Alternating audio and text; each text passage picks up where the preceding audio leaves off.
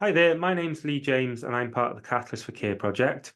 In my previous video above this one, I explained the three things that you need to consider to decide if a microenterprise service would be right for you.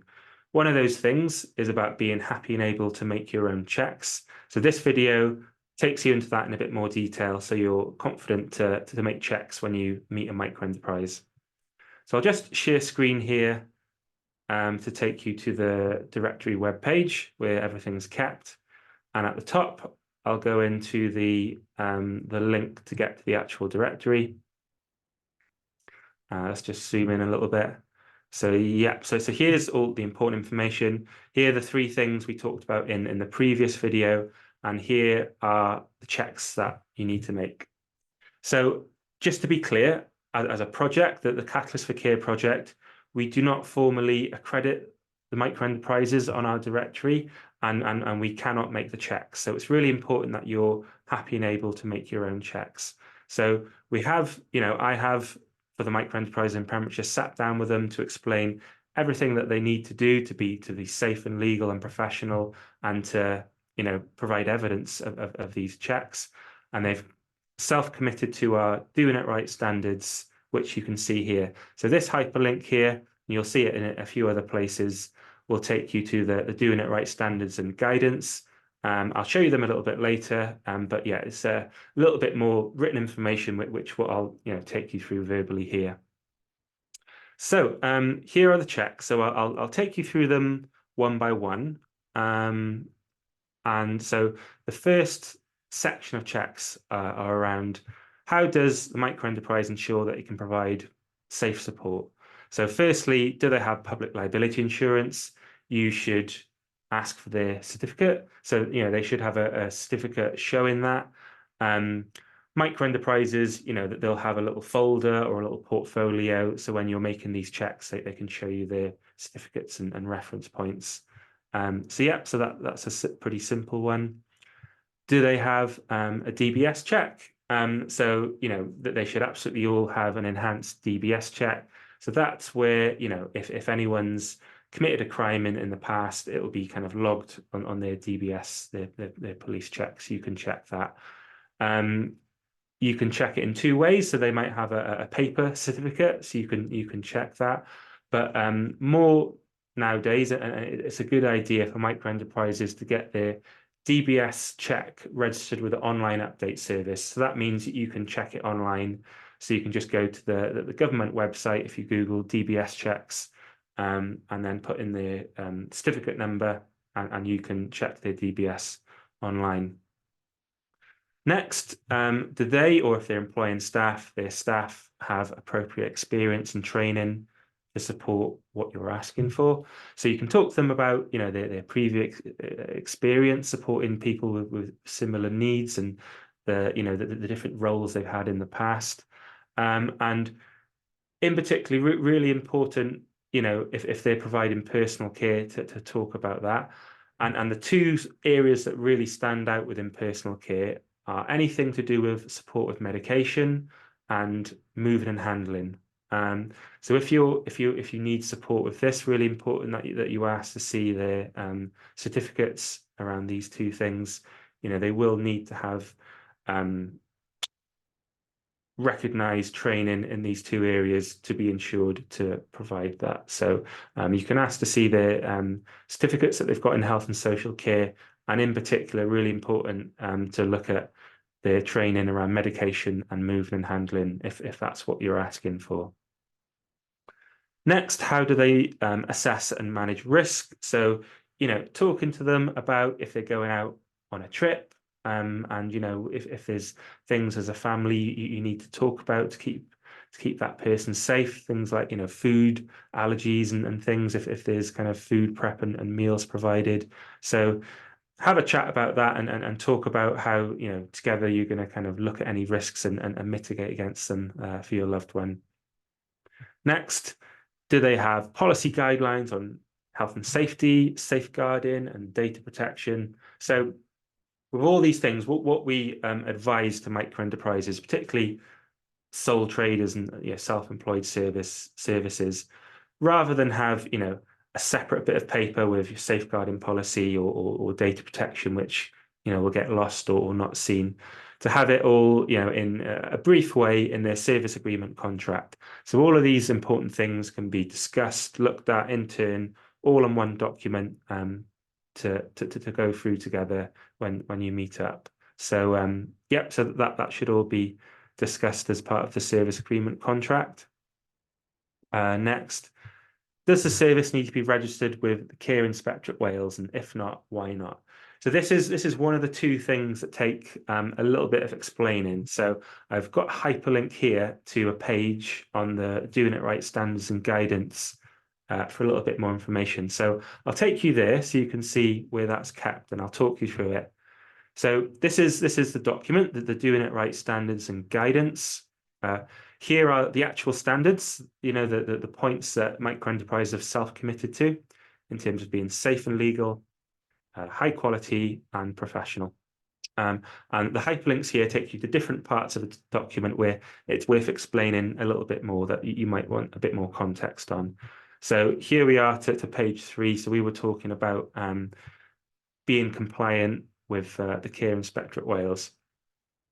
So firstly, just to explain, the Care Inspectorate Wales regulates care services in Wales, kind of in a similar way to Estyn does for schools in Wales, inspecting them and regulating them, doing a good, high quality and safe job.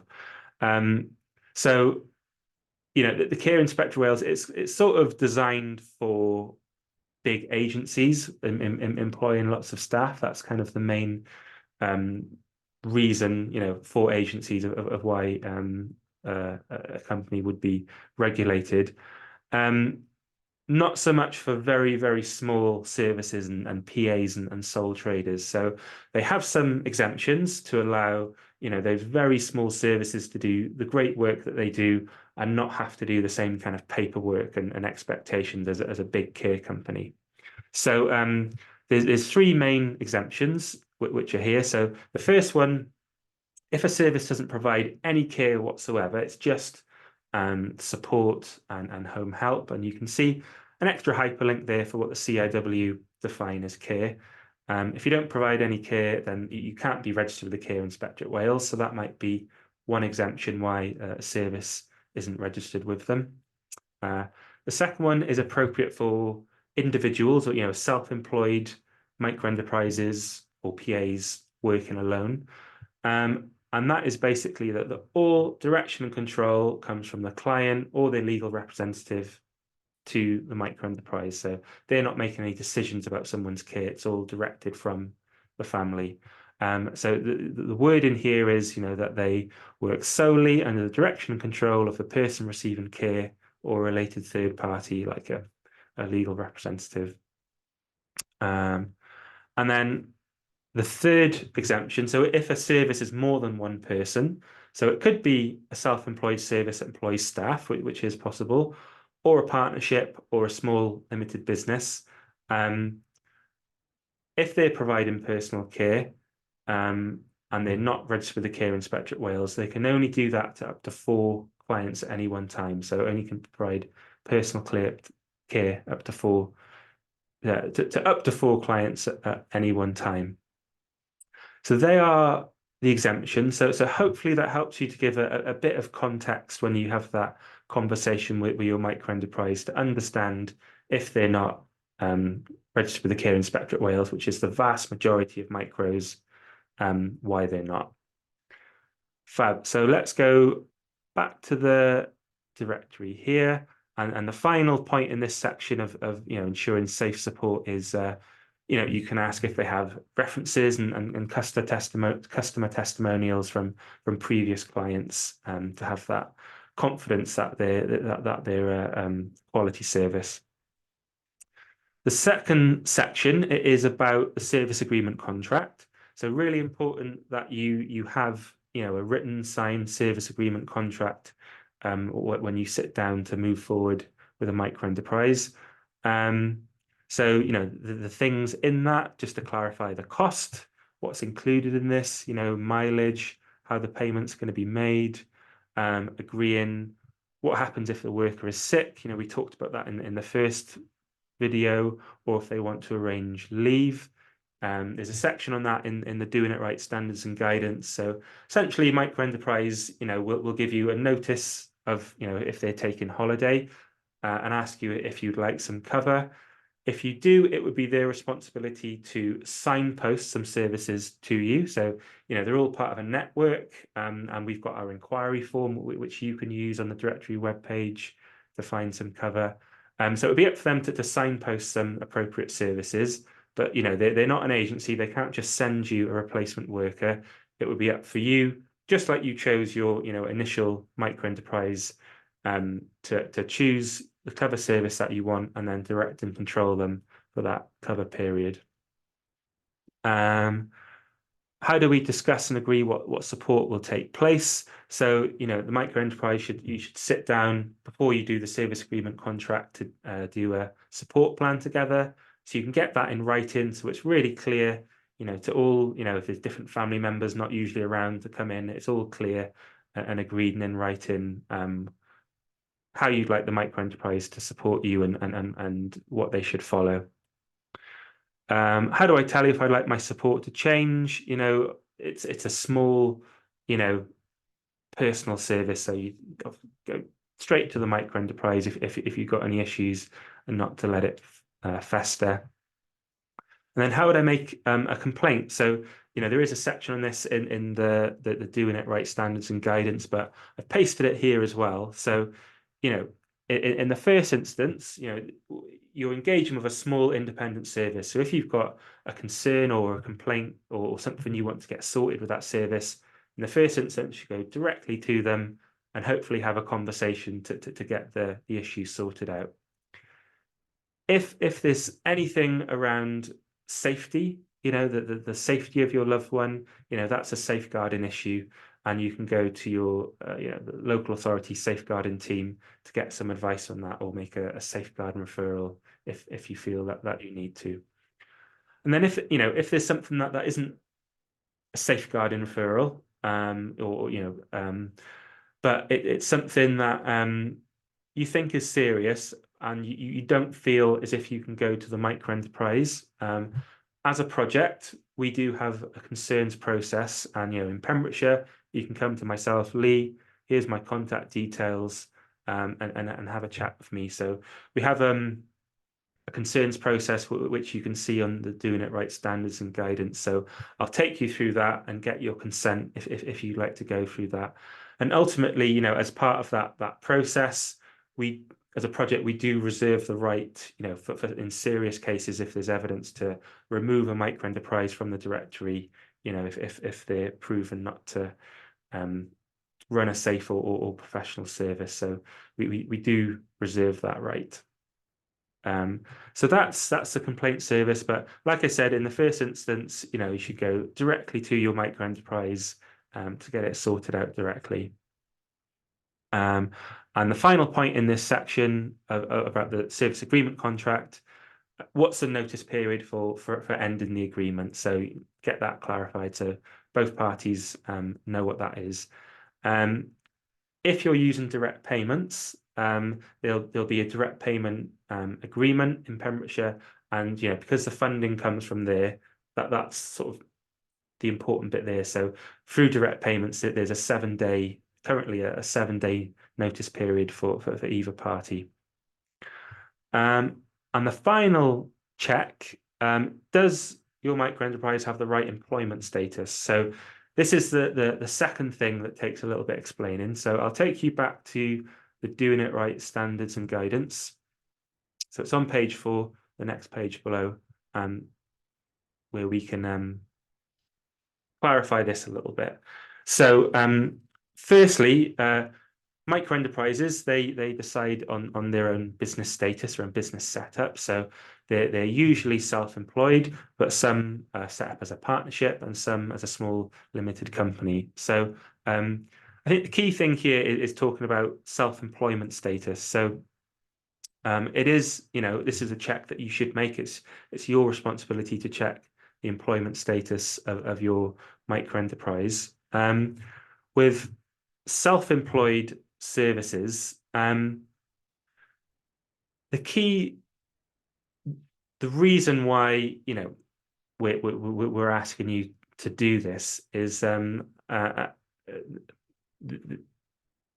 it's quite straightforward to get set up as self-employed. It's a form that you fill in with the HMRC. What people don't understand is that that's not enough. You have to act, you know, and behave like a self-employed service. So in the world of care, the key thing that you know we want to avoid is services that are saying they're self-employed, but they've only got one client and all of their work comes through that one client. So you can get set up as self-employed, but in that case, if you've only got one client, the HMRC would see that as an employed relationship. And so, you know, in that case, if you were the client, you really should be the employer, and that would mean, you know, the micro enterprise of the service would be should have employers' rights like sick pay, holiday pay, pension, and things like that. And you know, nationally, there's been a couple of cases where that's happened. So the key thing here in the world of care is that, you know, if someone's saying they're self-employed, is that they have more than one client and they are promoting themselves and acting like, you know, a real self-employed service. So our micro enterprises with their service on their directory, that's one key indication. They are promoting themselves as a service and they are trying to build a client base. They're not just working with one client and saying that they're self-employed. So yeah, so they're the two things to kind of look out for. One tool that you can use to check employment status is this hyperlink here, which it takes you to the HMRC website, and it's like an online kind of quiz, really, where you can ask the microenterprise to complete. So they'll answer questions about, you know, how they're behaving, you know, their clients and direction control and things. And then at the end, it will kind of come up with a result. Now, it's important to say that this tool is not brilliant. You know, certainly not brilliant for services in the world of care. It's designed for any self-employed service, whether that's construction or hospitality. So yeah, it's a little bit clunky. And usually the result that comes out of it is that the result is unable to make a determination. Now, if that happens as a project, we feel that is acceptable because of the constraints of the tool. What isn't acceptable is if the result is employed for tax purposes. So if you know if the result is employed for tax purposes, that means in this relationship, you know, you should be the employer and, you know, liable for their tax and national insurance and pension and things. So as long as it says unable to make a determination or self-employed for tax purposes, that's the things we're looking out for. You can also call up the HMRC and explain the situation, and they'll be able to give you some guidance. But at the minute, this is kind of the best tool we have. So yeah, so feel free to use that. The direct payment service in Pembrokeshire is using that. But to be mindful that unable to make a determination is acceptable for this tool. Okay, so hopefully that gives you a bit of an insight into particularly how to check the employment status of self-employed micro-enterprises. Fab. So, yeah, so that's the end of the checks there. Let's go back to the directory page. So hopefully that, along with the, you know, the hyperlink to the Doing It Right standards and guidance, will give you a good level of confidence for how to make the checks. I'm going to go back here because if you are unsure or have any questions, you can get in touch with myself, you know, and here's my number and my email address to ask me explicitly about these checks. So I'm here to help as well. I'm conscious, there's a bit of information here, and it's not totally straightforward, and you might need to ask some questions, and that's absolutely fine. Final thing I want to do, we finished that section about the checks you need to make, but just to clarify that the Catalyst for Care project is a regional one now. So as well as being available in Pembrokeshire, it's also available in Ceredigion and Carmarthenshire. So if you click on our little logo here at the top, this kind of teal heart logo, that will take you to the main page, and you'll see tiles for Pembrokeshire, which will take you through to our directory webpage, Carmarthenshire and Ceredigion. And each of the counties has their own coordinator. So I'm leading things in Pembrokeshire, and you'll see the details down here. Lucy Cummins is the lead in Carmarthenshire and her contact details, and Sue Lewis, the lead in Ceredigion. Fab. Okay, I'll stop sharing the screen there. So just to say, thank you for listening.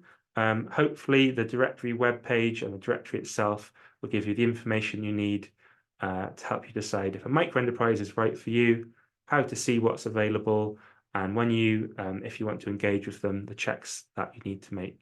And if in doubt, you've got my contact details there, so feel free to get in touch with myself. Thank you.